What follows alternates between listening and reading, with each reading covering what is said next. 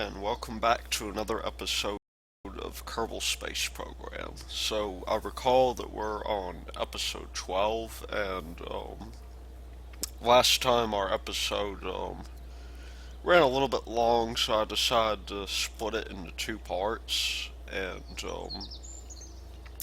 in this case, I decided I'm going to show you our space station's equivalent to the Progress vehicle that resupplies the International Space Station. Now, like Progress, this vehicle is entirely unmanned, and the idea is basically we're going to put this full-size tank up into orbit and have about half of it available, which is about a quarter of the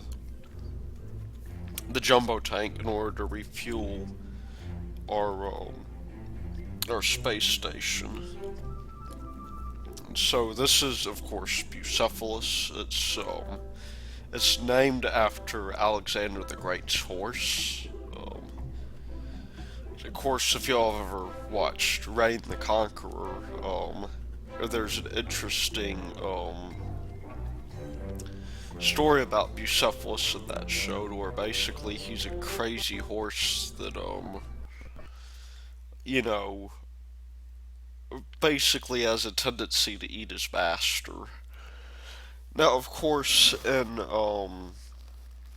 real life, I'm not sure that that was ever the case. In fact, it wouldn't really surprise me if it weren't.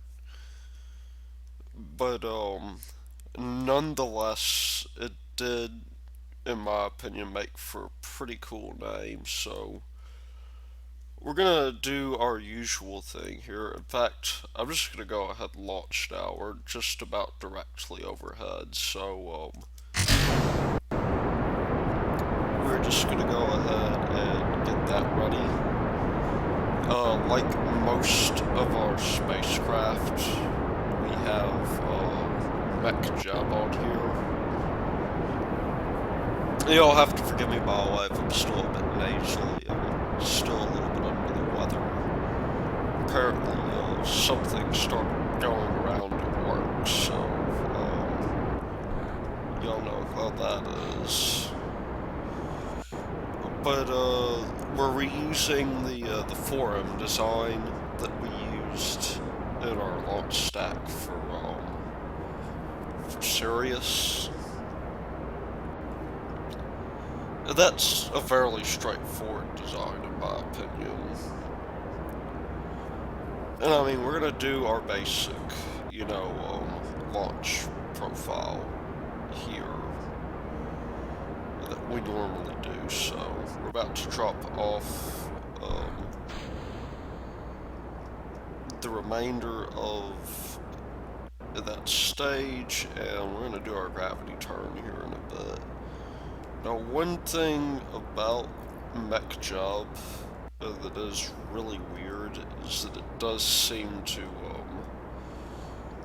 change the direction of the nav ball. So in our case, 90 is completely backwards, and I have a feeling that that's going to be one of those weird changes I'm going to have to make, in subsequent launches of the spacecraft. But at any rate, I mean, it's something we can deal with, and we do have plenty of fuel, I think, to get up. The question is essentially going to be, is the space station going to be ahead of us or behind us? And it looks like it'll be ahead of us, so we're going to get ourselves into a fairly low orbit here, which should probably constitute about 100K or so. And that'll be coming up shortly. We don't really have to be perfect here, because I mean, it's, we'll set that as our target for sure. We got a pretty good inclination already for one. But another thing we have here is, the slow orbit that we're we're gonna be, several kilometers behind, and so we will end up, essentially, let's see, where's our apoapsis? In a very strange orbit. I'm just gonna leave it there. I think that's good enough. And we do have quite a bit of delta V to get rid of, but we do have a little bit of fuel left in that core stage that we're gonna use. And that will be hopefully coming up pretty soon. And so I'm gonna do, your standard, I'm gonna do your standard, half and half burn, and I am expecting this to take a little bit longer than usual. So I'm actually gonna start the burn at about 20 seconds or so, because I don't trust that 28-second mark. Yeah, we'll just go ahead and start that now. And we'll run out of fuel pretty soon, I'm sure.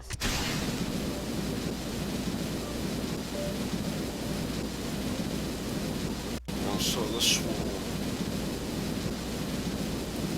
help us substantially here. And we could, in fact, use RCS to help us just a little bit, because we won't really need a lot in the way of RCS fuel, I think. And one of the things I did forget to do was to,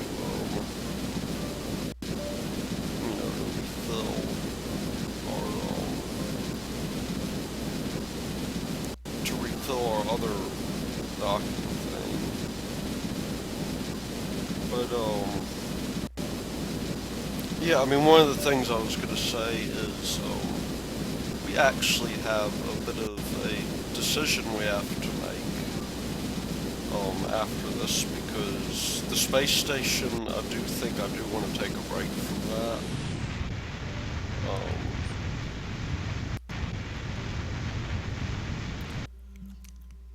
I mean, I wouldn't be opposed to taking a break from the space station anyway, just because. There we go. What is our orbit like? 105 versus, whoa. Oh no, there we go.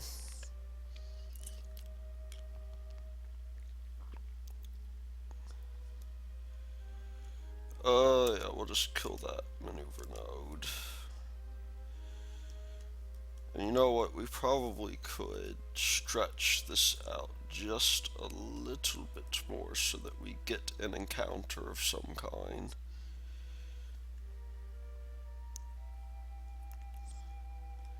Because that would be nice. I don't know if that's really doing much for our inclination at the moment, but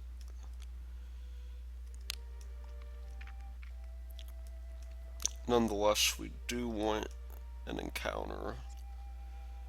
And that is 319.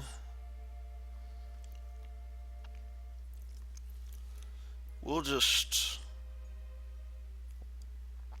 mosey on through here, I think. And hopefully we won't intersect with this thing. Yeah, we're doing pretty good here, I think. We've already got 170, which means, maybe it's time for us to start thinking about, that was from like, what, 340?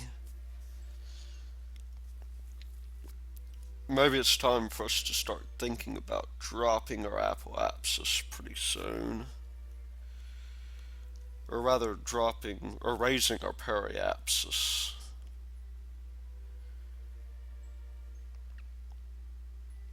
We have 170 here,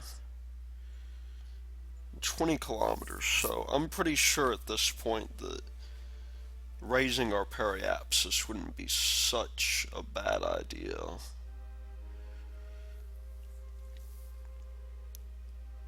And that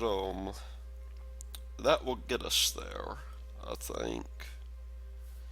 In fact, we may, although I'm not entirely sure about it, we may actually pass by this thing.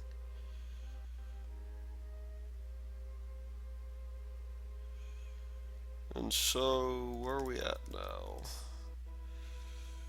We're in a very bizarre sort of deal here. Oh, well, that explains it. It's been a while since I played. I mean, I usually try to play about once or a week or so, but let's see. Oh, that's nice. I wonder if periapsis is what? We're at 14 kilometers versus 121. Alright. We do have a bit of catching up to do here, it would seem. But I'm just gonna leave that. Because I think we're gonna come out ahead here. And we just might as well burn towards our target at this point. And do the whole rendezvous dance that we're about to do, because we're probably not going to get too much better in the way of this, you know, of this deal. So we'll first of all burn towards our target, and the way you remember we do that is we burn in our retrograde direction and null out our velocity, and you know, then we'll do what we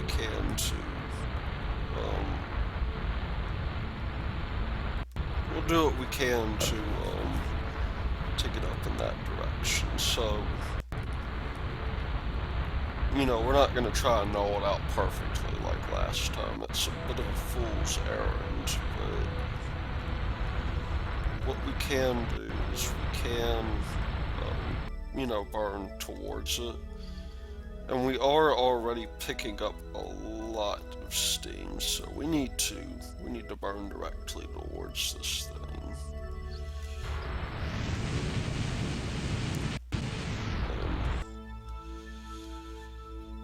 Hopefully not go too terribly fast in doing so. Because we are already, you know, moving fairly quickly, and we have to account for that.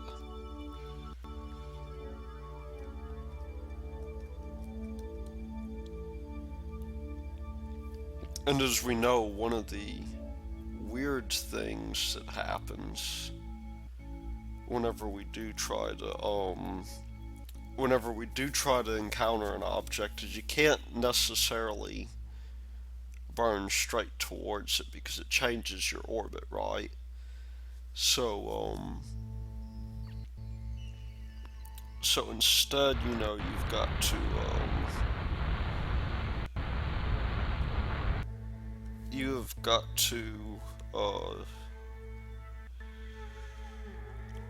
make very slight corrections to your orbit as, you know, and getting close to it. Speaking of something that, has, made quite a cool journey through the solar system lately, today, incidentally, or I guess it's probably yesterday by this point, but today happens to hold interesting news for us because one of the things that just managed to come into the news and is really an interesting testament to you know engineering everywhere is the Voyager 1 probe, believe it or not, has been confirmed to have finally left the solar system. Now, the belief, from what I understand, is that it actually left the solar system in August, but there was some contention about whether it actually had or not, and so today they were actually able to confirm it. And that's pretty cool. I mean, you're talking about technology that was developed close to really 40 years ago. I mean, it was launched in 77, so it's been in continuous operation in some form or another for at least 35 years. Of course, there was a lot of design time that went in there as well, and the thought is, from what I understand, that this thing might last another 10 years at least. And, it's a rather remarkable feat of engineering. So, one thing that we might do in honor of that is we might launch a probe like that. That may actually be a little bit easier to do. There's still, a lot of challenges involved in something like that because, oh, pardon me, one of the bigger issues is that with something like Voyager, like, it had a lot of help. Like, it got gravity assist from Jupiter and Saturn. We really have only done a gravity assist once. And in that case, we did it accidentally. And so, we're talking about, if I control from here, but, we're talking about a very, new thing to us because we didn't really plan for that gravity assist to happen. It just happened, and as a result, we might have to think about, how we might design our spacecraft. Especially, something like a space probe. I mean, we're talking about things that, generally, we're talking about things that have um, a very different set of requirements. I mean, this is one of the few instances to where, like, something like an ion engine might actually make a little bit of sense.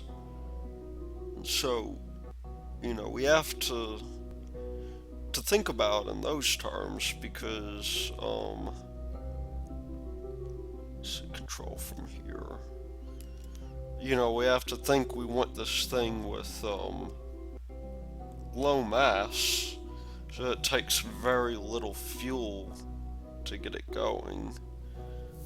Let's go ahead and move in the direction of our target. I don't quite know. I think that is probably the south docking port that we are going to be pointing at. Oh, let's see. Make it east, technically. Yeah, so let's...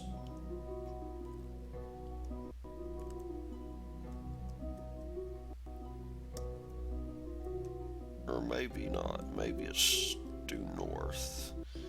We do have to make a decision pretty quickly because we're going to lose our orbit otherwise. But, yeah, we'll go ahead, we'll start moving in. And we do have a lot of correction to make. So the first thing I'm going to do is I am going to move us over quite a bit. That should help us a good bit. And we are on a pretty close plane here, at least.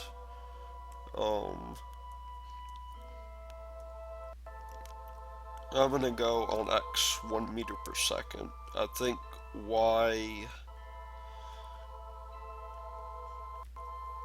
will probably be good if we keep a good eye on it.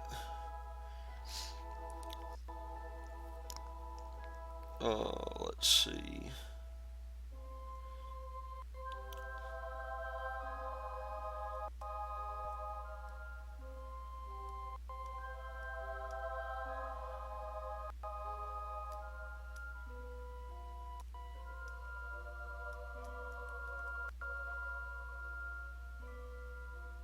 Oh, stat. We need to kill our X just a little bit.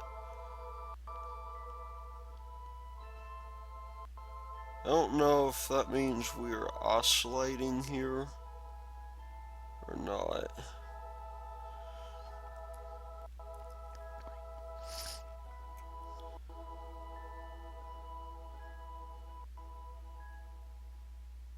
There does seem to be a little bit of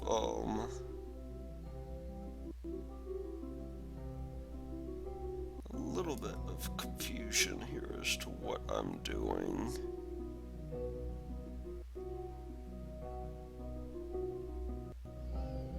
But I think the Y is more or less on target here. This may be one of the smoothest dockings I've ever performed.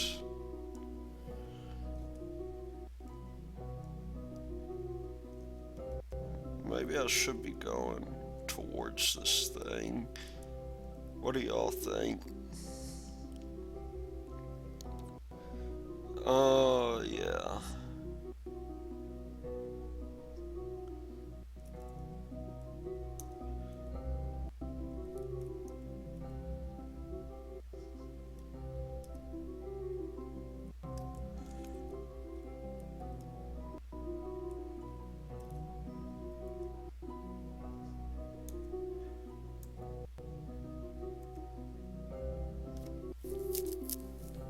So, yeah, it looks like,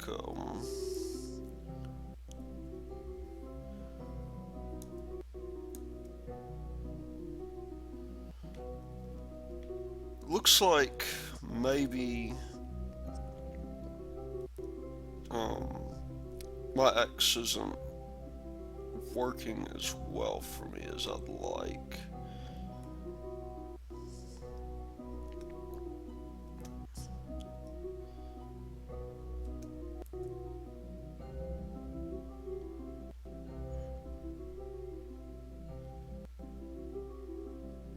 This is kind of the point to where,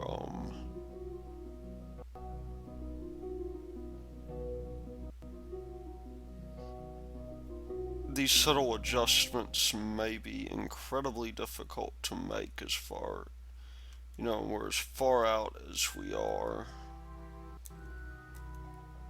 So, you know what, I'm just gonna hold there. There's really not much that we can do about that now except come in and hope that our velocity decreases. And we do have quite a way to go. And unfortunately, we are a little bit further out than I would personally prefer to be.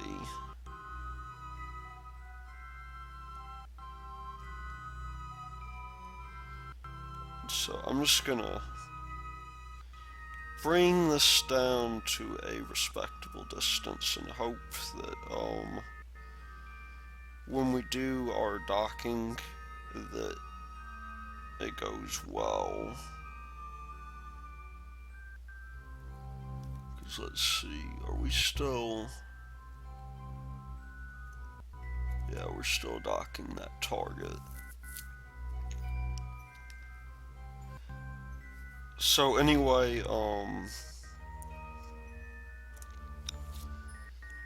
like I said, these smaller ports, like last time, these smaller ports are a little bit more easy to dock than the other ones, in my opinion. Let's see. We are drifting very slightly off of course here, which isn't surprising considering the speed at which we are coming in.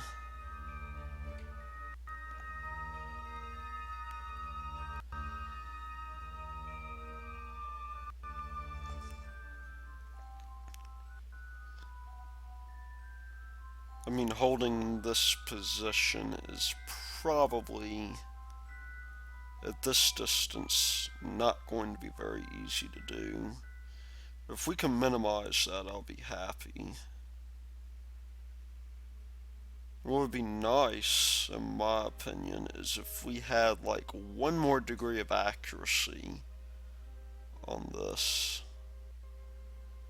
I would be very appreciative of that. We do have to be careful because if we are not, then I will crash into the space station. Nobody wants that.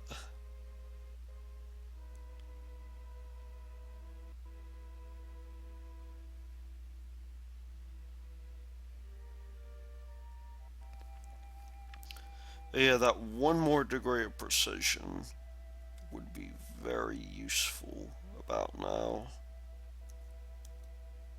And I'm just gonna bring this down a lot more.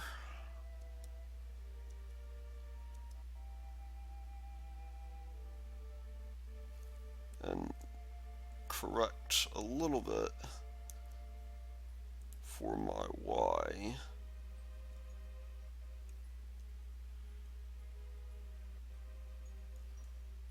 And by a little bit, it's looking like I mean a lot.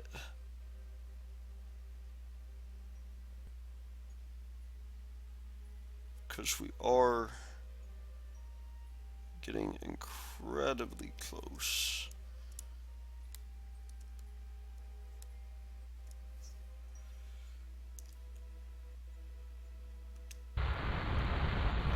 No, no, no, no, no.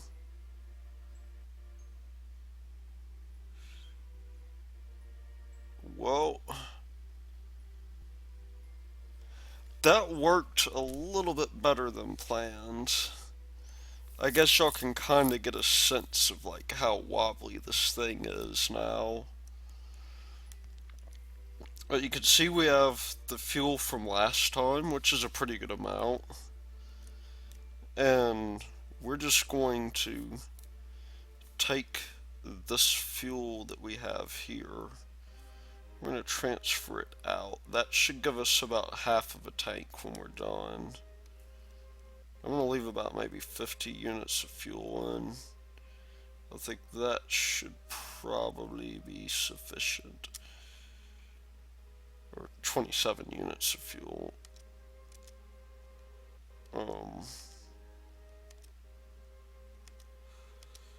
There are 50 units.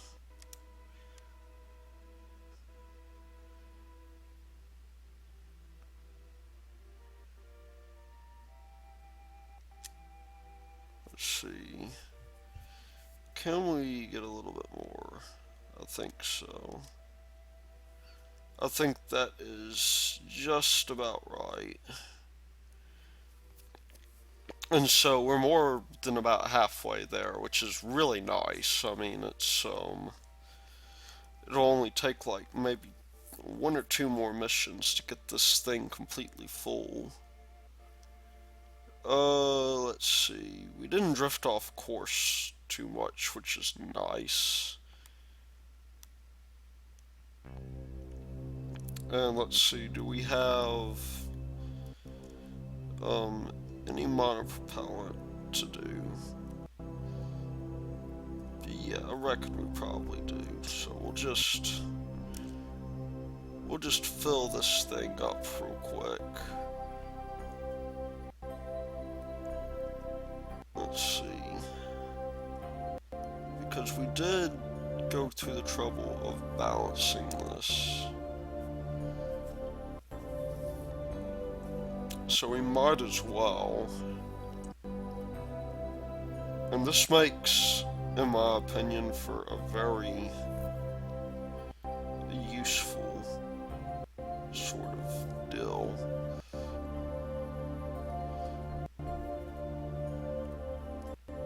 Let's close this out. We'll just stick with a little bit needs to go in there. And we'll top this one off. And I believe we went through the trouble earlier of making these monopropellant tanks on the bottom. You know, I guess usable. Or not usable, but full. And we don't really need too much in the way of spare monopropellant because, we got those gimbaled rockets that we can use.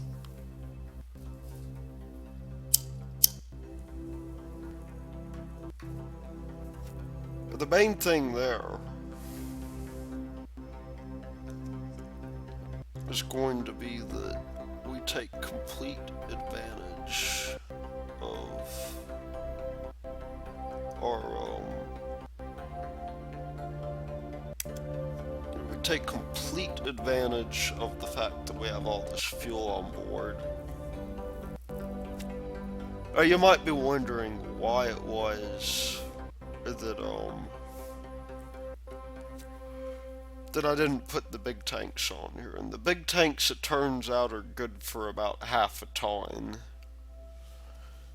At least if I remember correctly. These are significantly smaller, and you get less RCS fuel out of them, but the flip side is that though you get less RCS fuel out of them, you do happen to get an appreciable amount, something that you could really use, you know. So this has 320 units of monopropellant on it,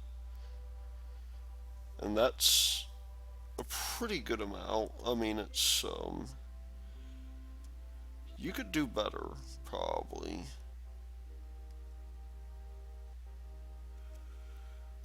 But it would be hard to. I mean, at least for the amount of mass you save. It turns out that using 8 of these is... No, I need to turn that off. Using 8 of these is more... It saves about a ton of... Whoa. Well, maybe I can recover KSP. Accidentally. Accidentally hit the Windows key there. Of course, y'all don't really see anything when I do because it's recording Kerbal Space Program, not the rest of my desktop. But let's see if we can get back in. I'm hoping so, because that would be unfortunate.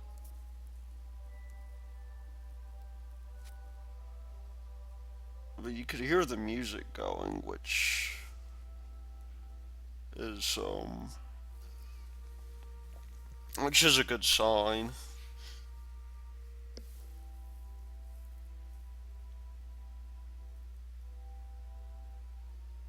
And if I can get this thing going, then hopefully, it looks like it is. Yeah, there we go. If I can get this thing going, then hopefully there won't be too much of an issue there. I just gotta bring this up and hit Alt instead of the Windows key this time.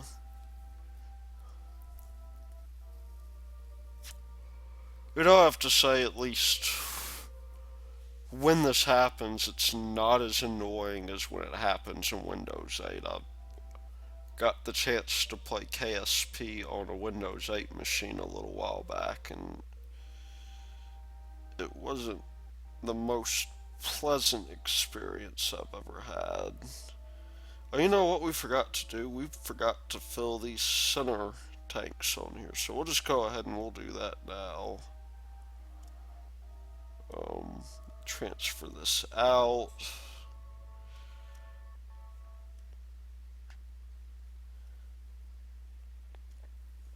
Let's see. Out.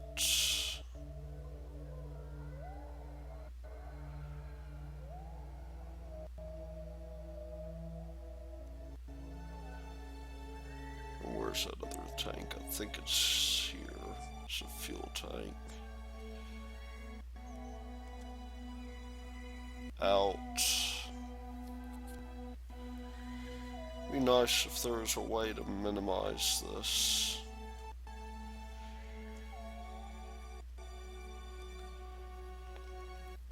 And I don't think anybody's really been paying attention to my Prison Architect series, but I haven't completely forgotten about that. I haven't been feeling too much like playing it yet. Just because, like, Prison Architect does have a bit of a different element to it. So, you know, I haven't really gotten around to it. I mean, the main question I really want to be able to solve with KSP right now, come to think of it, it'd be cool if I could find a way to stabilize the station when I dock into it, because, I mean, granted, I did hit the station very, very hard when I, you know, throttled straight into it. And that is not really cool.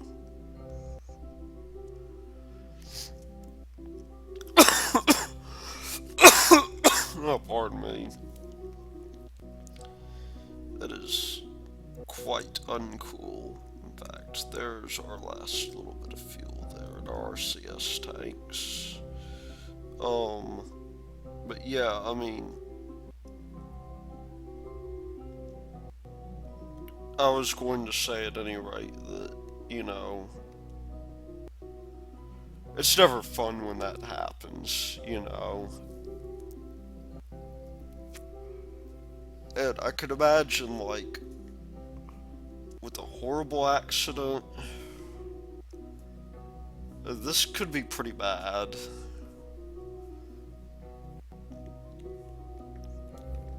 I mean, Fortunately for us,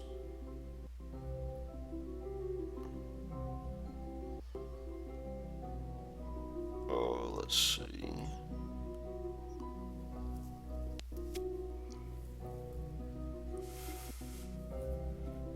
Yeah, fortunately for us, we can,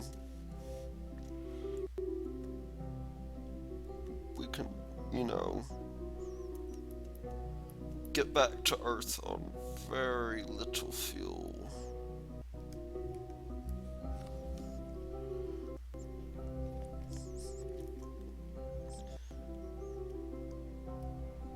In fact,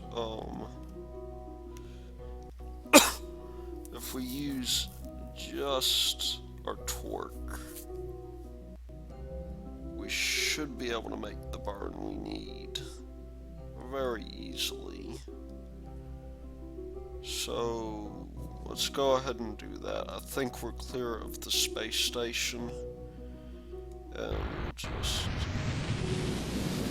do that. We should re-enter the atmosphere pretty soon.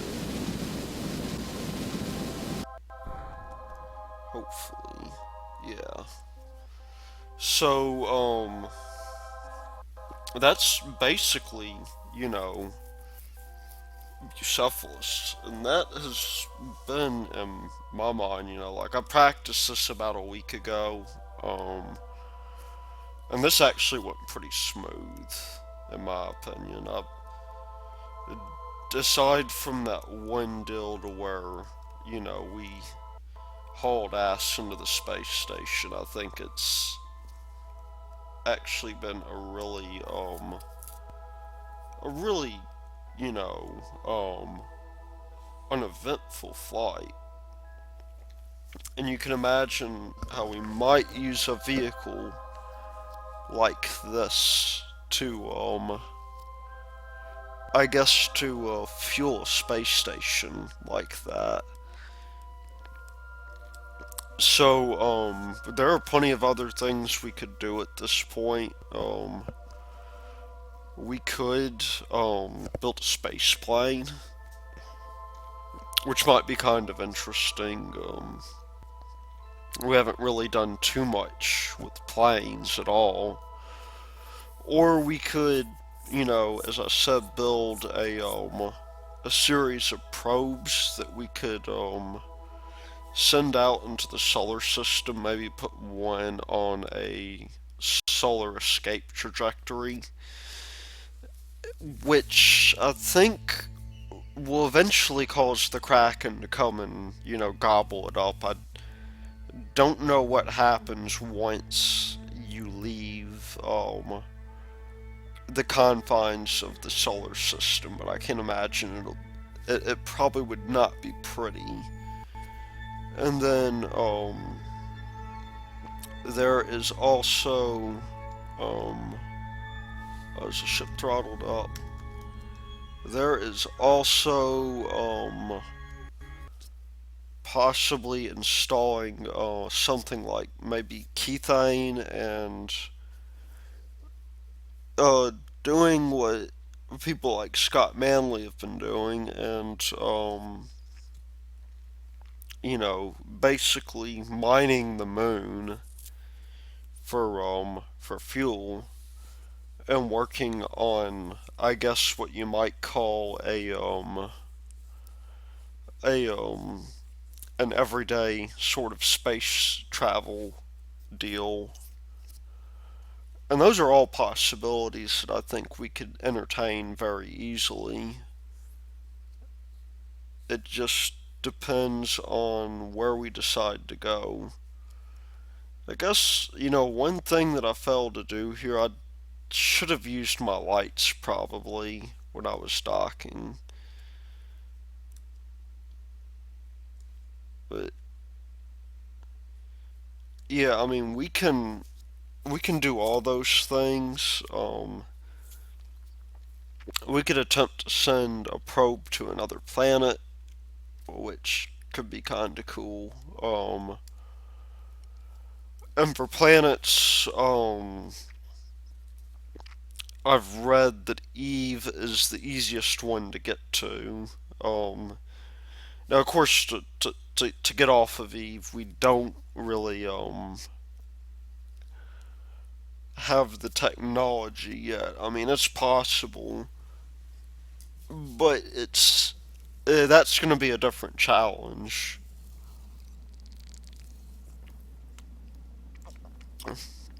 because the trouble with Eve is Eve has a really thick atmosphere, so we can get something onto Eve, but it's probably going to be harder to get something off of Eve than it is to get it off of Kerbal, or Kerbin, rather.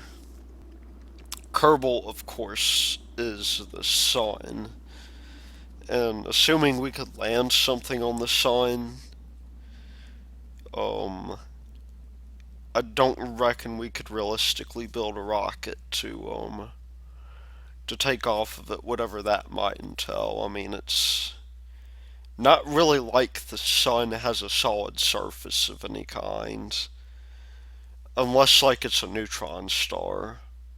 Then it has degenerate matter, um, which, if I recall, is solid. I really don't know how matter behaves when it's in that state because degenerate matter is a very bizarre sort of deal. It's essentially matter to where like you have like instead of like a nucleus or whatnot, like you have free neutrons and everything like that. Um, that are all in an aggregate, if I remember correctly. So I don't believe we could like. Well, it might be possible to say that there's a surface to a neutron star, but yeah. Anyway, let's see. That was just recently. Um, I guess we did not damage the.